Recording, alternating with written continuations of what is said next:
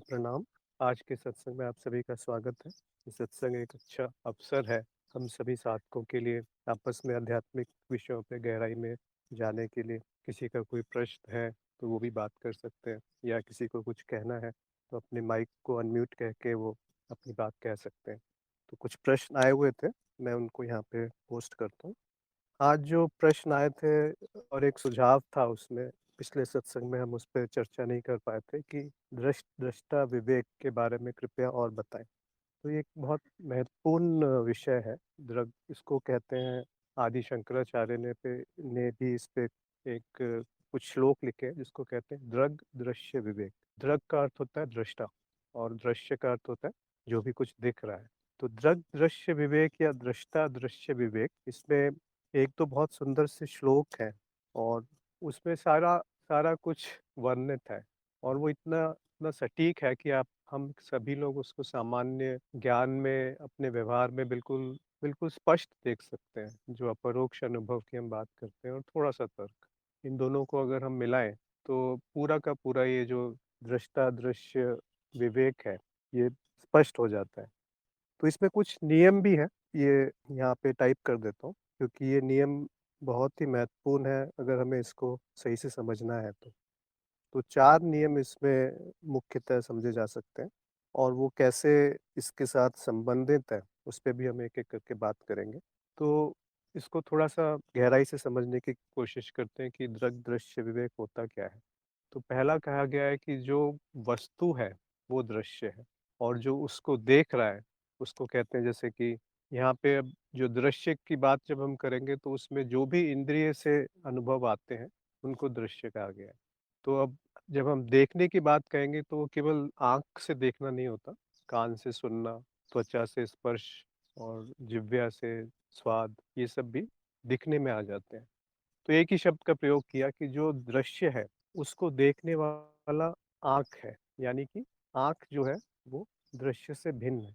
तो पहला नियम यही होता है कि दृष्टा दृश्य से भिन्न है, और दृष्टा दृश्य नहीं हो सकता।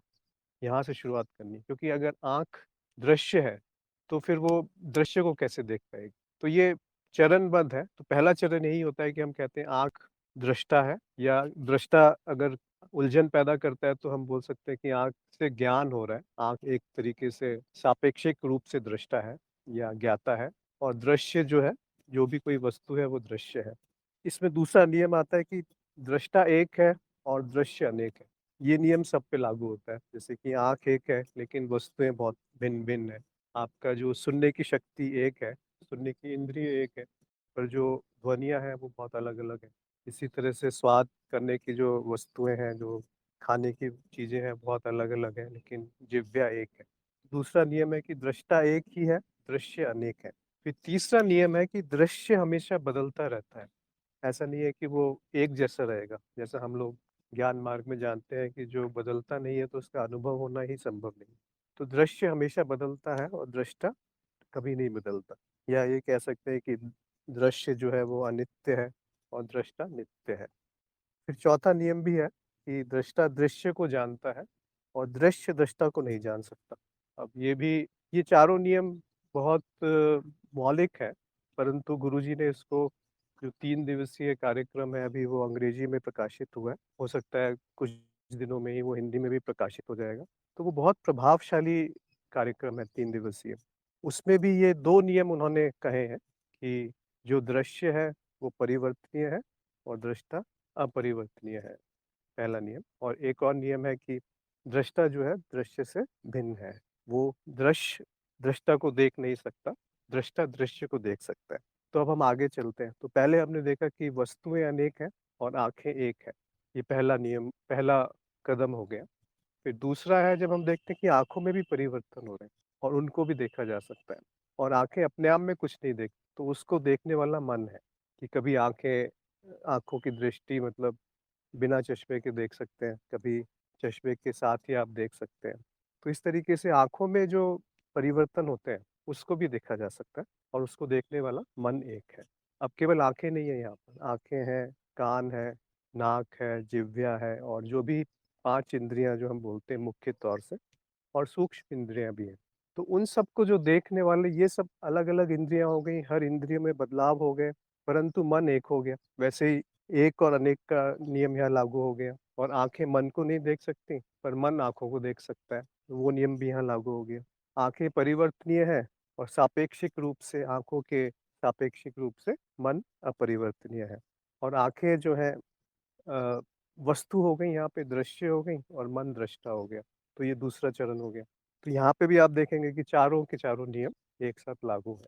फिर तीसरे कदम पे आते हैं कि मन भी एक वस्तु है, दृश्य है।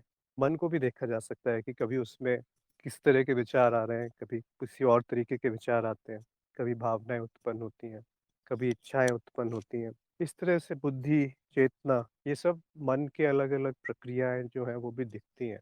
तो अब मन अनेक हो गए और मन दृश्य हो गया। तो मन को देखने वाला साक्षी है, दृष्टा है। तो हम 4 चीज़ें देखते हैं। पहले जो जगत की वस्तुएँ, दूसरा जो हमारी इंद्रियाँ हैं, तीसरा मन। जब हम मन कहते हैं तो उसमें मन, बुद्धि, अहंकार, स्मृति सब कुछ आ जाता है और चौथा साक्षी। तो इसमें से जो 4 में से 2 जो हैं, एक केवल दृश्य है जो कि जगत है और साक्षी केवल दृष्टा है, जिसको हम निरपेक्ष कह सकते हैं कि एब्सोल्यूट। साक्षी केवल निरपेक्ष दृष्टा है और वस्तुएँ केवल निरपेक्ष या एब्सोल्यूट दृश्य हैं। बीच के जो 2 हैं, इंद्रियाँ और मन, ये दोनों किरदार निभा रहे हैं एक तरीके से कहें रोल्स कि वो कभी दृश्य है, कभी दृष्टा है। पर जब हम आँख को या किसी इंद्रिय को दृष्टा बोलते हैं, तो वो सापेक्षिक रूप से है। उसको कहते हैं ज्ञाता कह लें तब भी सही रहेगा क्योंकि वो खुद एक अनुभव भी है और उसके माध्यम से अनुभव हो रहे हैं। तो वो दोनों एब्सोल्यूट नहीं है, निरपेक्ष नहीं है। निरपेक्ष केवल दृष्टा है, साक्षी है।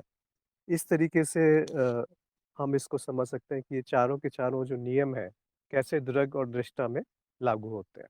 तो इनको हर एक से मेरा अनुरोध है कि आप गहराई से चिंतन करें कि ये ऐसा क्यों है? अंत में ये देखेंगे कि जो साक्षी है या जो दृष्टा है, जिसको हम अनुभवकर्ता कहते हैं, तो वो अनुभवकर्ता अपरिवर्तनीय है, एक है, हमेशा वो अनुभव कर रहा है, पर उसका अनुभव कभी नहीं हो सकता, निर्गुण है और अनुभवकर्ता अनुभव को जानता है।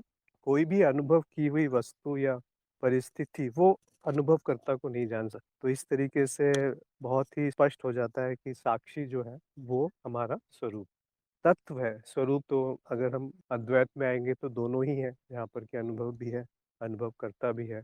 या अनुभव क्रिया की बात करेंगे या समाधि की बात करेंगे तो दोनों उसमें दोनों का विलय है और दोनों एक साथ हमेशा ही एक साथ रहते हैं। ऐसा नहीं कह सकते कि अनुभवकर्ता अकेला पाया गया है कभी और उसमें अनुभव ना हो, क्योंकि उस अनुभवकर्ता को अलग से जानने के लिए कुछ नहीं मिलेगा। तो वो इन दोनों का एकत्व हो जाता है, तो वो ब्रह्म ज्ञान की अवस्था आ जाती है। पर दृग दृश्य विवेक में ब्रह्म ज्ञान तक नहीं पहुंचते।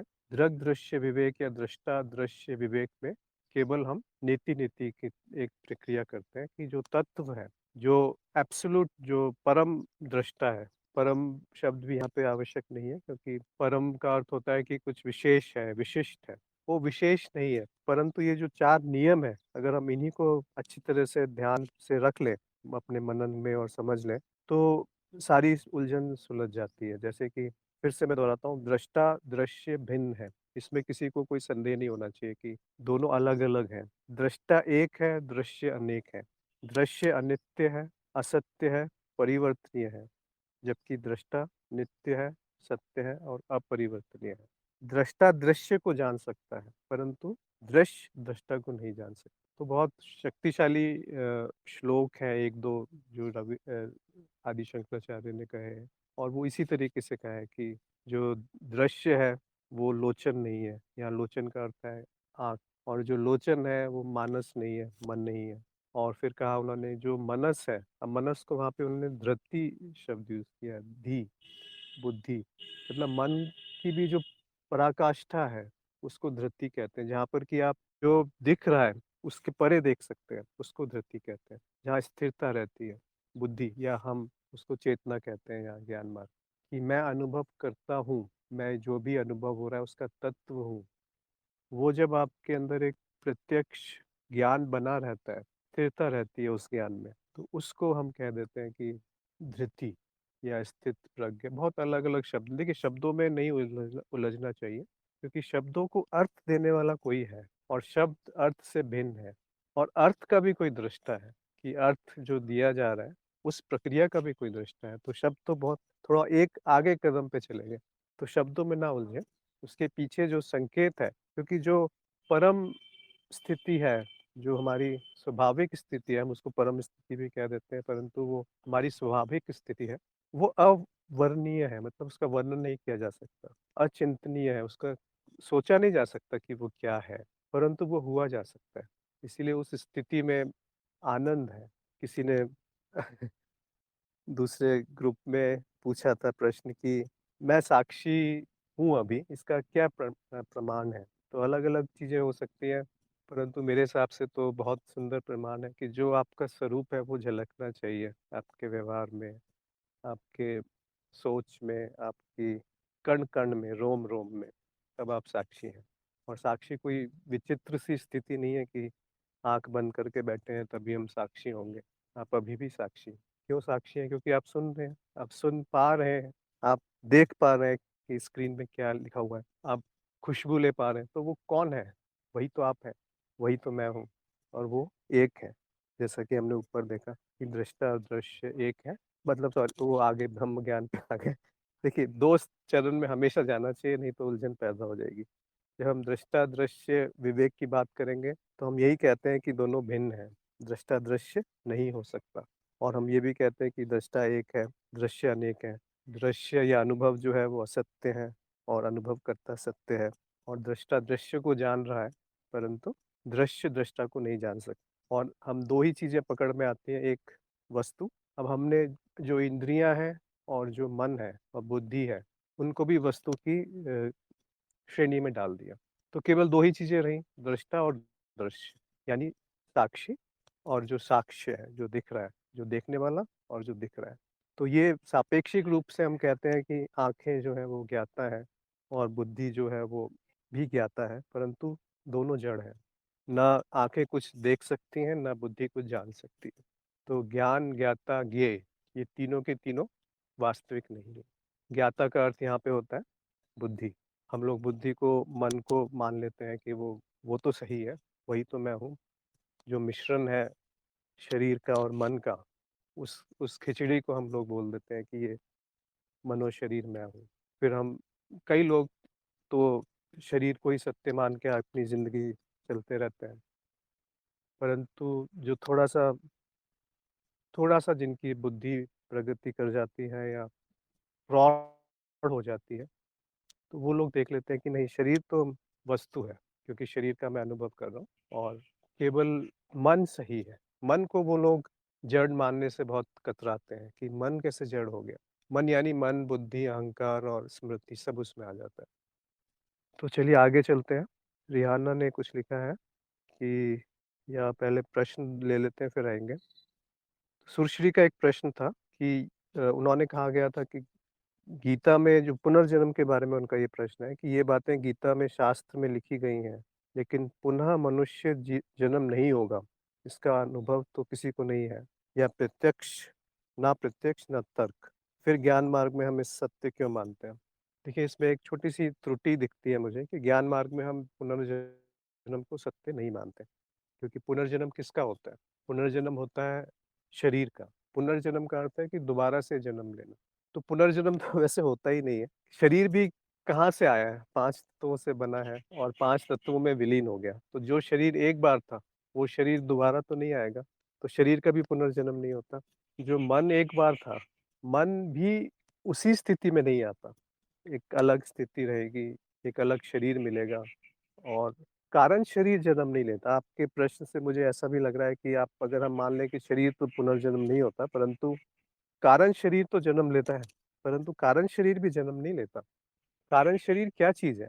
पहले देखिए, जो भौतिक या स्थूल शरीर जिसको कहते हैं, उसके साथ एक सूक्ष्म शरीर आता है, जो कि हमारे विचार, हमारे जो भी हमारे सूक्ष्म है, जो इतना भौतिक नहीं है, उन सबको हम मन, इन सबको हम सूक्ष्म शरीर में ले आते हैं।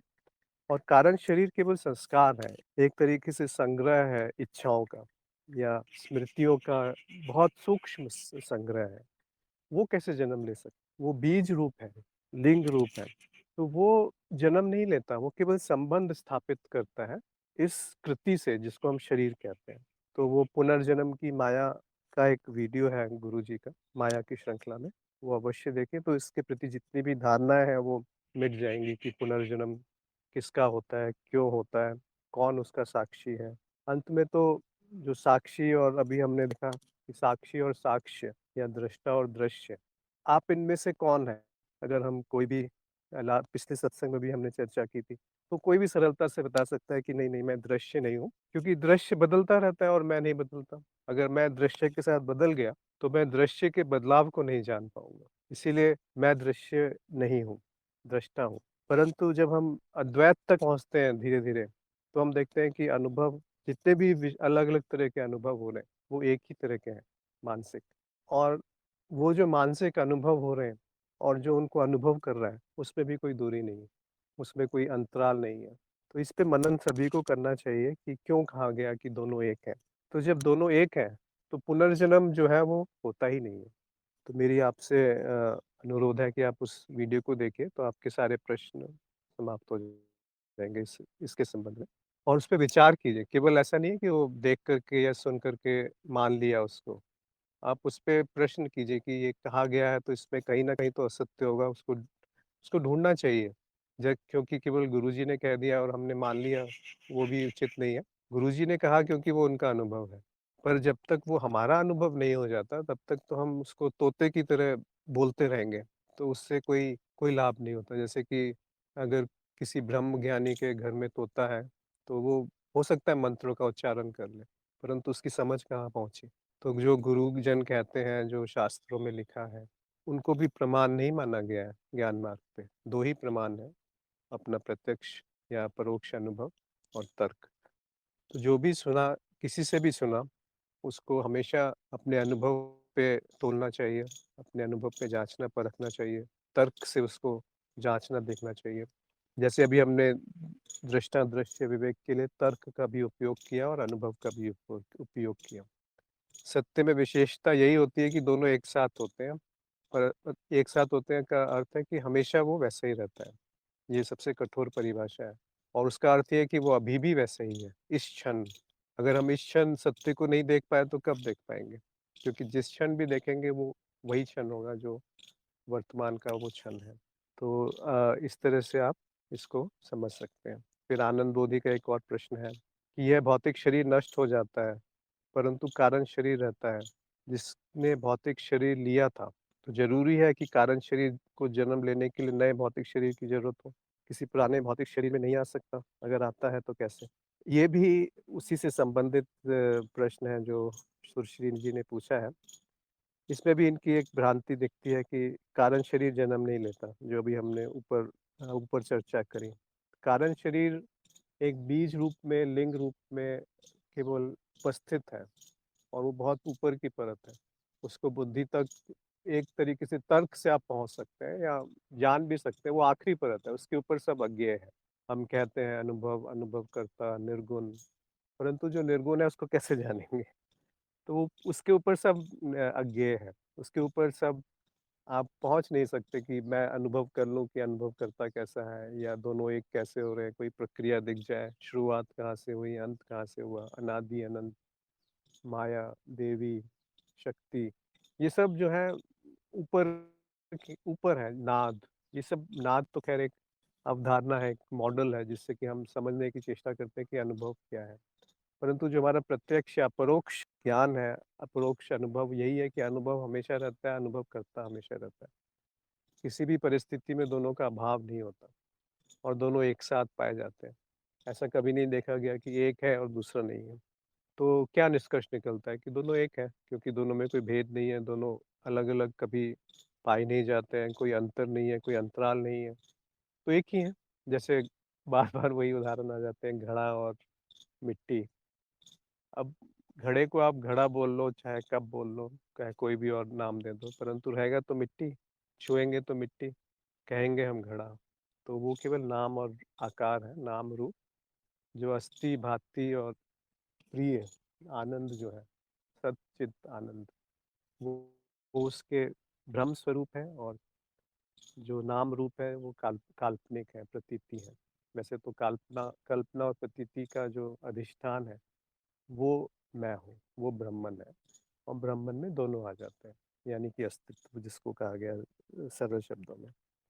तो कारण शरीर जन्म नहीं लेता, कारण शरीर केवल संपर्क स्थापित करता है, जो कि एक यंत्र है। जब शरीर पैदा होता है उसके बाद कई सारे कारण शरीर उससे संपर्क स्थापित करने की चेष्टा करते हैं और जब थोड़ा-सा अहम स्थिर हो जाता है तो एक कारण शरीर का संबंध हो जाता है और वो कारण शरीर फिर लंबे समय तक उसी शरीर के संपर्क में रहता है, उसको तोड़ा नहीं जाता जब तक कि मृत्यु ना आ जाए। उस पे काफ़ी चर्चा गुरुजी ने अलग-अलग जगह पे सत्संगों में की है। तो पहले तो ये मेरा प्रत्यक्ष अनुभव अभी तक नहीं है। जो तर्क है और गुरुजनों की जो वाणी है उसके आधार पे मैं ये कह रहा हूँ। परंतु ऐसा ही लगता है, ऐसा ही प्रतीत होता है, इसमें कोई संशय नहीं दिखता। इसको आप कैसे भी ठोक-पटक के देख लीजिए और कुछ दिखेगा नहीं। क्योंकि जो सूक्ष्म है, वो संपर्क कर सकता है निचले परतों पे, जो सत्य ऊपर का सत्य है, वो निचली परतों पे भी सत्य रहता है, निचले स्तरों पर भी। पर जो निचले सत्य हैं, वो ऊपर जाकर के असत्य हो जाते हैं। फिर आलोक ने पूछा है कि आत्मा और परमात्मा में भेद क्या है? देखिए, वो तो सभी को पता होगा कि ये दोनों शब्द ज्ञान मार्ग में ज़्यादा प्रयोग में नहीं लाए जाते हैं। जैसे कि परमात्मा तो बिल्कुल ही नहीं और आत्मा को हम आत्मन कह लेते हैं या अनुभवकर्ता कहते हैं। तो आप पूछ रहे हैं दोनों में भेद क्या है? तो जब शब्द प्रयोग में ही नहीं लाए गए तो कैसे भेद बताएँ? परंतु अगर आप परमात्मा को समझें कि विश्वचित्त है, तो कह सकते हैं कि ईश्वर है, परमात्मा तो शब्द है ही नहीं दरअसल। ईश्वर कहा गया है जो कि हम विश्वचित्त के सामान्य मानते हैं, तो वो एक माया का हिस्सा हो गया और आत्मन जो है वो अनुभव करता हो गया और दोनों एक ही है, तो इनमें कोई भेद नहीं। ब्रह्म ज्ञान के तौर पे या अद्वैत के स्तर पे। फिर कमल ने एक प्रश्न पूछा था पिछली बार, उसको हम ले नहीं पाए थे कि आज के सत्संग में मैं आपसे ये पूछना चाहता था कि आध्यात्मिक मार्ग पर आने के बाद अब मुझे ये ज्ञान है कि मैं शरीर और विचार नहीं हूँ। अब मैं अपने को कर्ता के रूप में नहीं, साक्षी के रूप में अनुभव करता हूँ। यानी अहम की शुद्ध स्थिति साक्षी हूँ का बोध है। पर गुरुजी कहते हैं कि ये भी अहम की ज्ञानयुक्त अवस्था है, जिसमें वो अपने को कर्ता की जगह साक्षी मानता है। क्या ये भी चेतना है या चेतना इससे भी ऊपर की स्थिति है? देखिए, चेतना की परिभाषा को बिल्कुल स्पष्ट समझ लीजिए कि मैं अनुभव करता हूँ, मैं साक्षी हूँ। वह जब ज्ञान है, तो वो जो शुद्ध बुद्धि है, प्रज्ञा कह लीजिए, कुछ भी कह लीजिए, वो है चेतना। अब उसमें अलग-अलग स्थितियाँ नहीं होती हैं कि एक स्तर की चेतना, दूसरे स्तर की चेतना। उसमें केवल इतना कहा जा सकता है कि वो चेतना कितने अवधि तक, कितनी अवस्थाओं में जागृत है। परंतु स्तर नहीं है कि एक छोटी चेतना, एक बड़ी चेतना या चेतना का विकास हो रहा है, ऐसा कुछ नहीं होता। चेतना बिल्कुल स्पष्ट है। अलग-अलग पथ या मार्गों को अगर हम बात करेंगे तो फिर उसमें या विज्ञान से हम उसको बात करेंगे तो वो उलझन पैदा हो जाएगी। इसीलिए जो परिभाषा आपके मार्ग पे या गुरु जिनको आप मानते हैं, जिनकी बातों में आपको सत्य प्रतीत होता है, तो उनकी परिभाषा को पकड़ें और उसी के आधार पे आगे बढ़ें। नहीं तो उलझन रहती है कि यहाँ तो चेतना कुछ और कहा, तो वो पुराने शब्द जो हैं, उनको छोड़ देना है। अब विज्ञान में चेतना का कुछ और शब्द है कि अनकॉन्शियस, कॉन्शियस, सुपर कॉन्शियस, तो ये सब चेतन, अचेतन, ये सब शब्द जो हैं भ्रम पैदा करेंगे, उलझन पैदा करेंगे।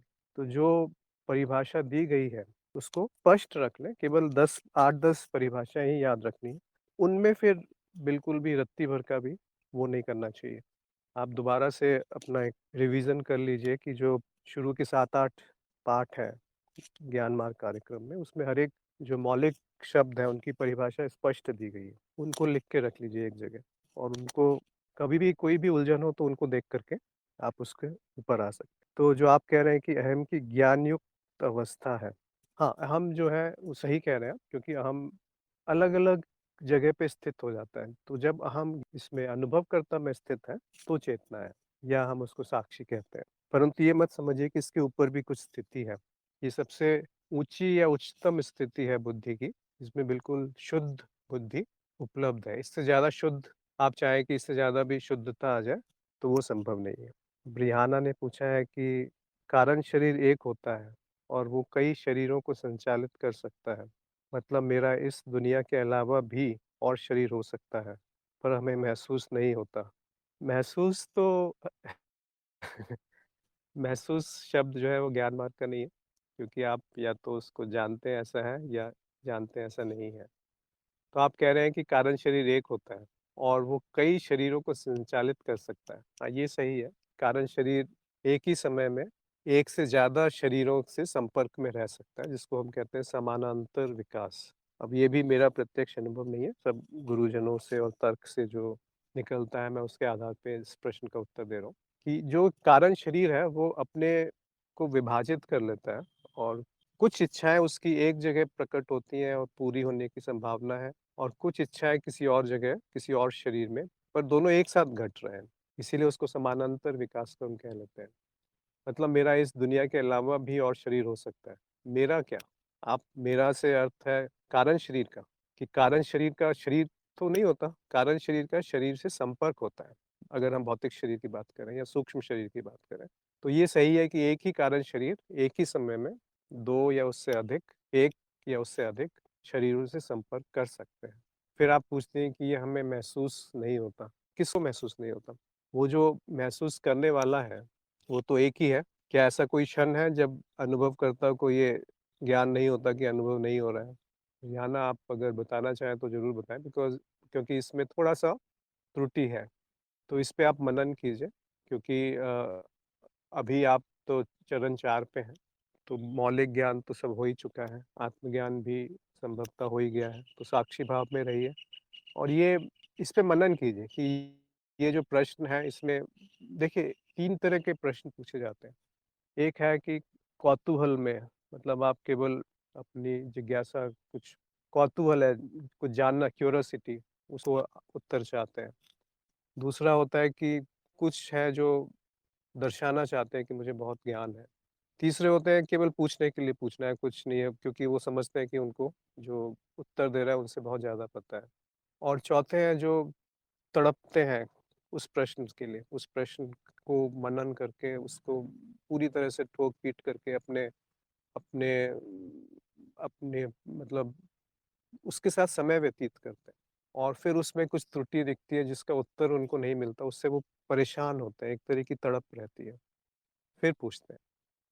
तो इसमें ये कोई गलत बात नहीं है, प्रश्न ज़रूर पूछने चाहिए, परंतु उस पे मनन करके पूछेंगे तो उसके उत्तर आप ग्रहण अच्छी तरह से कर पाएँगे। नहीं तो होता क्या है कि आप ज़्यादातर लोग, आप नहीं, ज़्यादातर व्यक्ति, वो उत्तर वही ग्रहण करते हैं जो वो सुनना चाहते हैं, जो वो पहले से जानते हैं।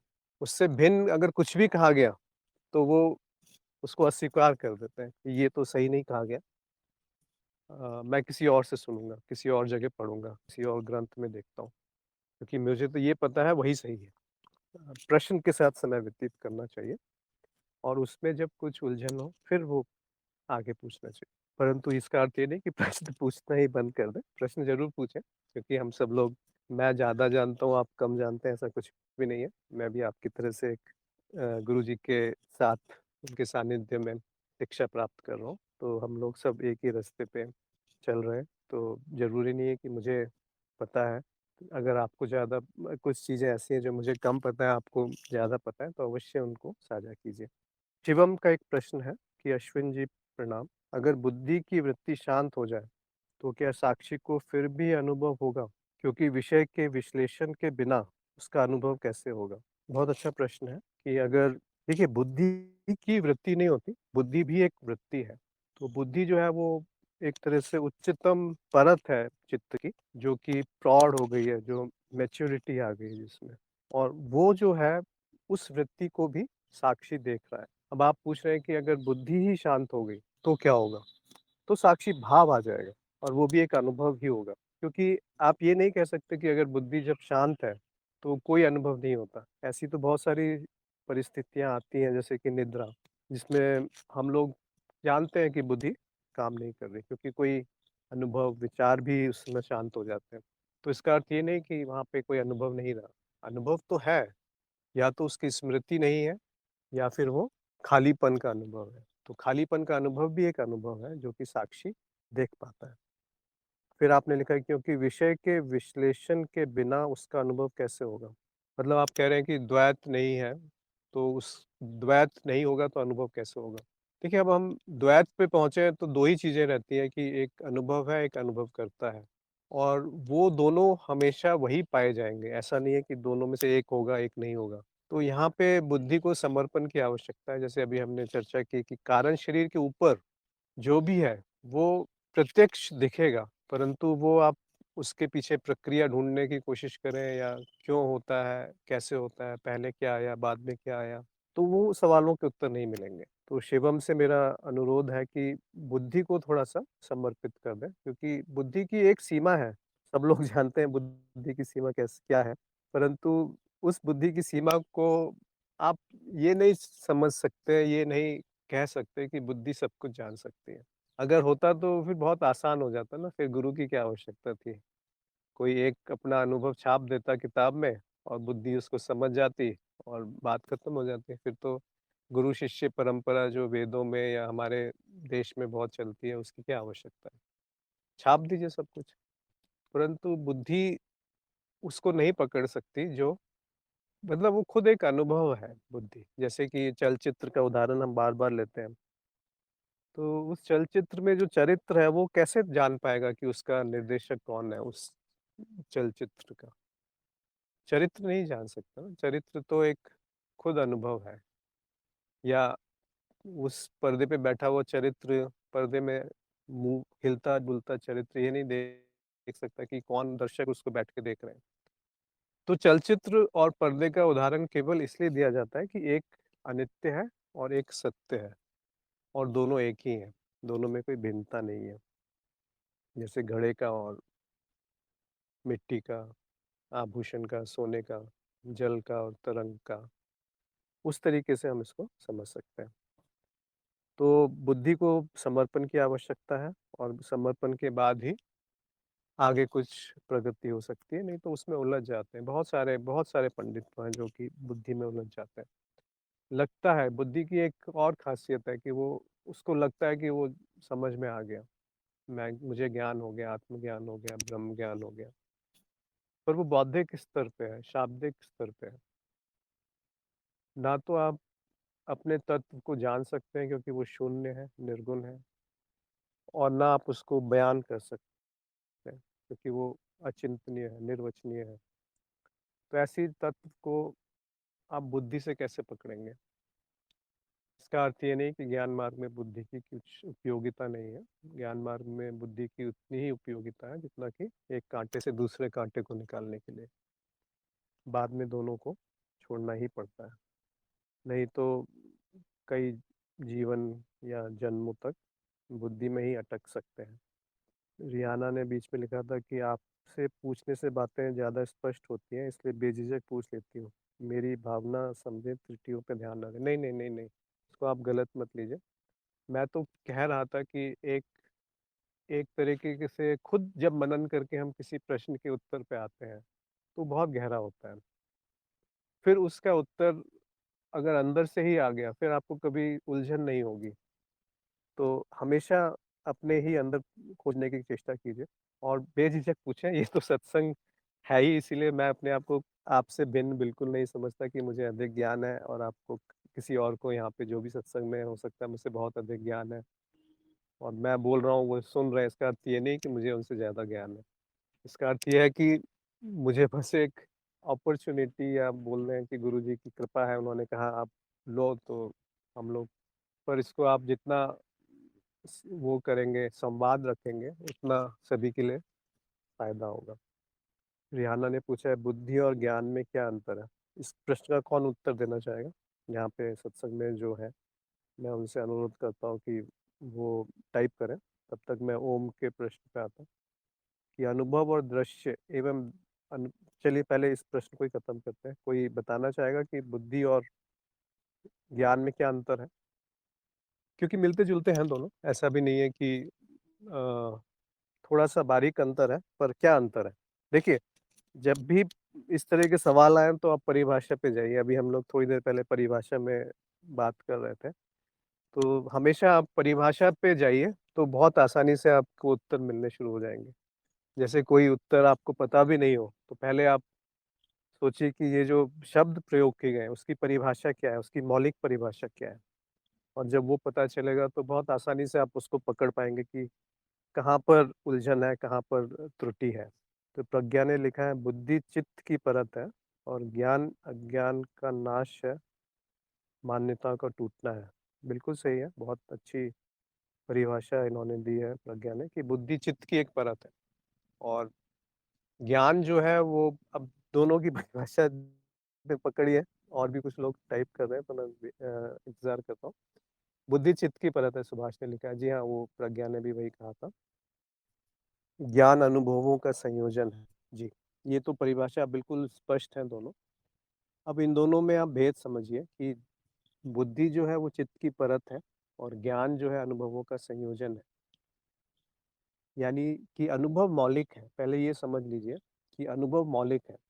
उसको समझने के लिए हम अलग-अलग मॉडल बना लेते हैं। उनमें से एक मॉडल है स्मृति का मॉडल।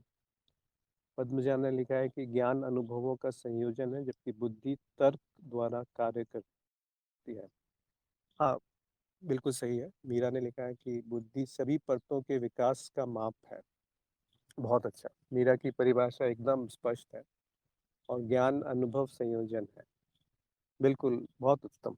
तो मीरा की परिभाषा जो वाक़ई परिभाषा है बुद्धि की वो यही है कि बुद्धि चित्त की परत है वो तो पता ही है, पर क्या परत है? वो कहा गया है कि बुद्धि सभी परतों के विकास का माप है। मतलब बुद्धि एक ऊपरी परत है जो कि सब में नहीं पाई जाती है। ऐसे बहुत सारे मनुष्य भी हैं जिनकी बुद्धि उतनी विकसित नहीं होती है। तो अलग-अलग परतों में जो विकास है, जो उसका माप है, वो बुद्धि है। और ज्ञान क्या है? जो अनुभव है अलग-अलग, उनके बीच में संबंध बनाना। तो वो संबंध कई तरह के होते हैं, वो सबको पता ही होगा कि संबंध है जैसे कि कारण कार्य-कारण का संबंध और भी कई सारे संबंध हैं। तो उन संबंधों को बना कर के एक निष्कर्ष पे निकलना, वो ज्ञान है। और वो ज्ञान जो है, वो बुद्धि में क्योंकि बुद्धि एक पुरस पुरस्कृत परत है, सबसे ऊँची परत है और जब बुद्धि शुद्ध हो जाती है, बहुत शुद्ध हो जाती है, तो वही चेतना है, जो अंतिम ज्ञान है। तो वो भी चित्त की एक परत है चेतना। तो ऊपर चलते हैं हम फिर से आगे कुछ और कमेंट्स आए हैं। ओम ने पूछा है कि अनुभव और दृश्य एवं अनुभवकर्ता और दृष्टा में क्या अंतर है? कोई अंतर नहीं है, अभी तो हमने बहुत विशेष काफ़ी विस्तार में इसकी चर्चा करी कि अनुभव और दृश्य एक है, अनुभवकर्ता और दृष्टा एक है, दोनों शब्द हैं।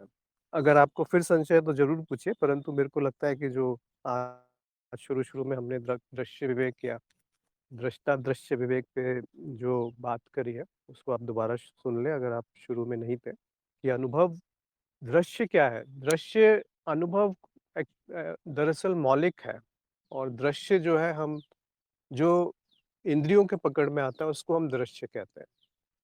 तो एक तरह से वो एक ही है क्योंकि अनुभव जो है बिना इंद्रियों के कैसे होगा? कोई ना कोई इंद्रिय चाहिए, चाहे वो भौतिक आपकी आँखें हैं, ज्ञानेंद्रियाँ हैं या सूक्ष्म इंद्रियाँ हैं, तो अनगिनत इंद्रियाँ हैं, वो सभी को पता ही होगा। फिर रियाना ने पूछा है, क्या कारण शरीर का भी शुद्धिकरण हो सकता है? देखिए, शुद्धिकरण किसको कहते हैं? शुद्धिकरण कहते हैं कि कुछ अशुद्धियाँ हैं, उनको दूर करना। तो कारण शरीर में अशुद्धियाँ कैसे कहेंगे? वहाँ अ, अशुद्ध और शुद्ध कुछ नहीं होता, वो एक प्रक्रिया चल रही है, जो स्वाभाविक है चित्त की। तो शुद्ध, अशुद्ध तो आप कह सकते हैं निचली परतों में ज़्यादा उपयोगी है कि बुद्धि की परत है, मन की परत है, भावनाओं की परत है। शरीर में भी शुद्धियाँ, अशुद्धियाँ हो सकती हैं। इंद्रियों में शुद्धियाँ, अशुद्धियाँ हो सकती हैं। हम उस स्तर पे अशुद्ध और अशुद्ध की बात करते हैं। परंतु जो कारण शरीर का स्तर है, वो एक तरीके से शुद्ध-अशुद्ध नहीं है। वो एक पूरा सबसे शुद्धतम इच्छा मात्र है, बीज रूप है। तो वहाँ पे शुद्धि-अशुद्धि नहीं होती। वहाँ पे ये हो सकती है कि चेतना उतनी जागृत नहीं है कुछ कारण शरीर में, तो वो उनकी इच्छाएँ ऐसी हैं जो कि भौतिक रूप में या मृत्युलोक में ही प्रकट होकर के संपर्क करके ही पूर्ण हो सकती हैं। तो बंधन है, शुद्धि-अशुद्धि नहीं है। एक तरीके का बंधन है कारण शरीर में कि उसको जो निचले लोग हैं, वहाँ पर संपर्क करके अपनी इच्छाओं को पूर्ण पूर्ण करना है। पर ये वृत्ति के रूप में चल रहा है। ऐसा नहीं कह सकते कि कारण शरीर भिन्न-भिन्न है। ये सब हम कह देते हैं कि सीमाएँ हैं, कारण शरीर एक, पर क्या उसमें आप सीमा रेखा कैसे खींचेंगे? जब आप हवा में कोई सीमा रेखा नहीं खींच सकते, जब आप पानी में कोई सीमा रेखा नहीं खींच सकते, वो तत्व एक है दोनों का। आप आकाश में कोई सीमा रेखा नहीं खींच सकते। और जो मन है, तो उसमें कैसे खींचेंगे? मन तो और सूक्ष्म है ना?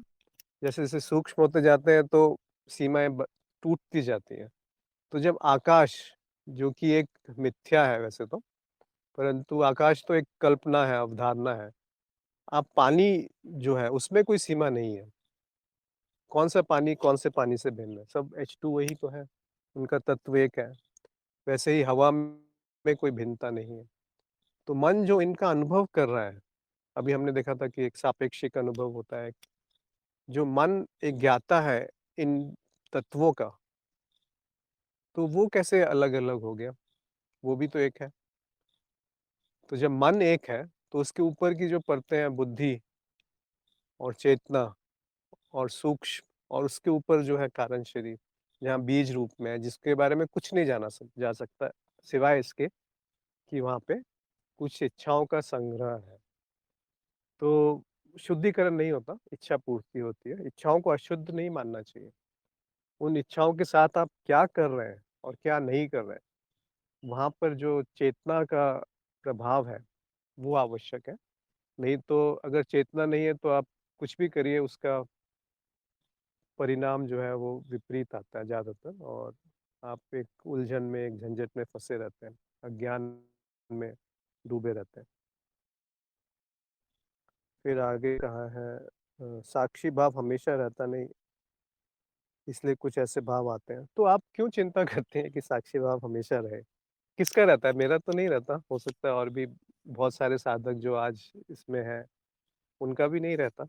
तो क्यों आप चाहते हैं कि पहले दिन से ही पूरा साक्षी भाव बना रहे?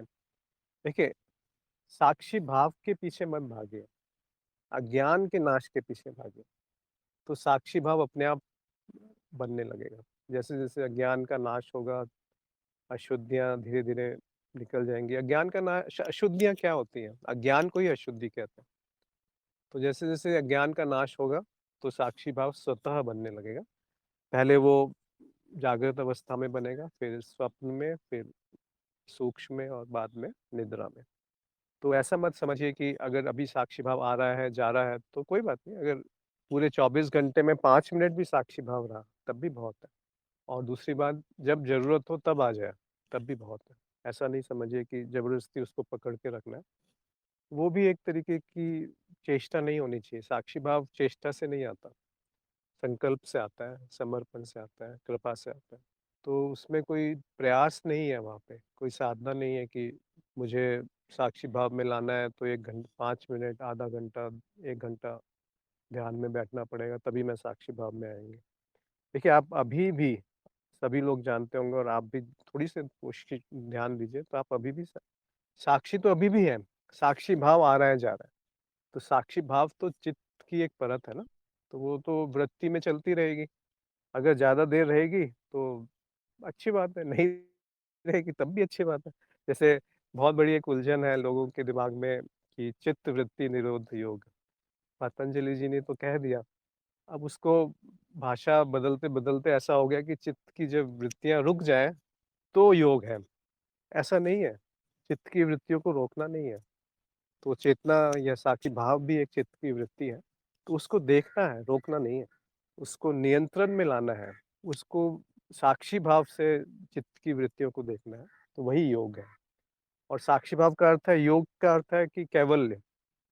यहाँ समाधि भी शब्द नहीं यूज़ किया, प्रयोग किया, कैवल्य कहा गया है योग, पतंजलि योग में भी।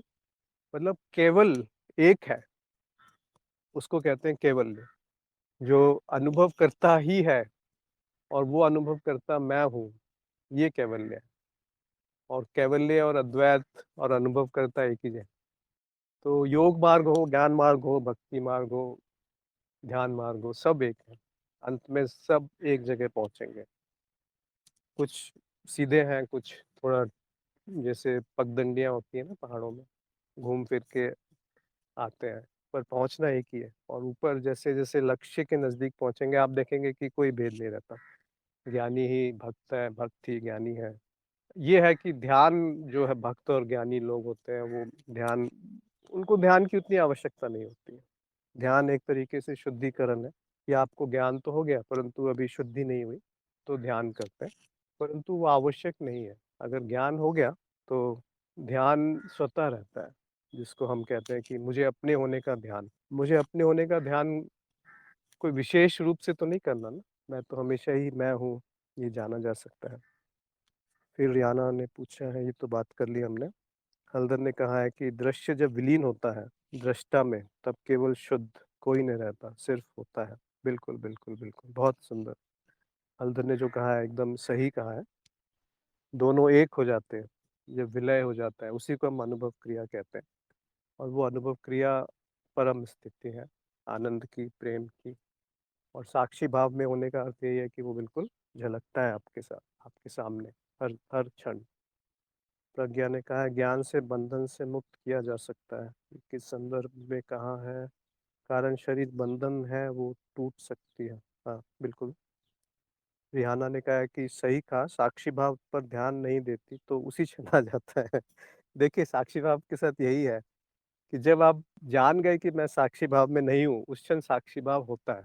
तो आप कैसे लाएँगे उसको? ये तो एक विरोधाभास है कि जिस क्षण आप स्मरण में आते हैं कि अरे! मेरा साक्षी भाव चला गया, चेतना चली गई, तो उस क्षण तो चेतना होती है। तो ये विडंबना रहेगी कि साक्षी भाव में लाना नहीं होता, वो होता है, आता है, जाता है स्वाभाविक रूप से। हाँ, हम कुछ-कुछ उसके लिए सहायता ले सकते हैं, प्रयोग कर सकते हैं और स्मरण के लिए कुछ उपयोग में ला सकते हैं, जैसे कुछ लोगों ने लिखा था। जैसे मैंने भी किया है, उसको शॉर्ट फॉर्म में लिख दिया, जैसे अपने कंप्यूटर पे छोटी-सी पर्ची चिपका दी, अपने फ़ोन पे नाम वैसा लिख दिया, जैसे बी अवेयर या चेतना है कि नहीं, इस तरह से बीए लिख दो। मैंने जो प्रयोग किया है, हर एक जगह कई जगह लिख दो बीए, मतलब आप कभी भी उसको देखेंगे तो एक स्मरण आएगा कि अभी मेरे साक्षी भाव है कि नहीं है। तो मेरे को लगता है आज हम लोग यहाँ समाप्त करते हैं, पर 1-2 चीज़ें और आई हैं। सोल ने लिखा है कि साक्षी चित्र गुप्त है और चित्त का चित्त का चित्र है। ये तो मुझे समझ में नहीं आया, किसी को कुछ समझ में आया तो क्या बताएँ? हल्दर ने लिखा है कि दृष्टा भाव सिर भारी हो जाता है यदि ज़्यादा प्रयास करें तो, इसलिए होने देना है। जी, जी, जी, उसमें प्रयास नहीं करना है। ये बिल्कुल गाँठ मान के पकड़ लीजिए कि साक्षी भाव प्रयास से नहीं आ सकता। वो समर्पण से, कृपा से और संकल्प से आता है। तो वहाँ प्रयास की आवश्यकता नहीं है, वहाँ प्रयासहीन होना है। तो मार्गहीन मार्ग है ज्ञान मार्ग। तो वहाँ पे सारे के सारे प्रयास छोड़ देने हैं, तब साक्षी भाव आता है। तो मुझे लगता है आज हम यहाँ पे आज का सत्संग समाप्त करते हैं। बहुत अच्छे आप सभी के विचार आए। कुछ भी अगर आगे भी प्रश्न आए तो अवश्य पूछें। आलोक ने लिखा आनंद चित्त परत है ना? आनंद कैसे चित्त परत हो गया? आनंद तो आपका स्वरूप है, स्वभाव है। वो द्वैत में नहीं है आनंद। सत, चित्त और आनंद द्वैत में नहीं है। सत मतलब सत्ता, मेरा होना। चित्त मतलब चैतन्य और आनंद मतलब आनंद। उसका कोई परिभाषा नहीं है और वो अचिंतनीय है, अवर्णनीय है, परंतु उसका वो हुआ जा सकता है। तो आप जो हैं, वो आनंद है। तो सबका आज के सत्संग में आने के लिए बहुत-बहुत धन्यवाद। अगले हफ्ते फिर मिलेंगे। इस बीच अगर किसी का भी कोई सुझाव है, विचार है या प्रश्न है, तो आप जो हमारा ये ग्रुप है, इसमें आप कभी भी डाल सकते हैं। धन्यवाद।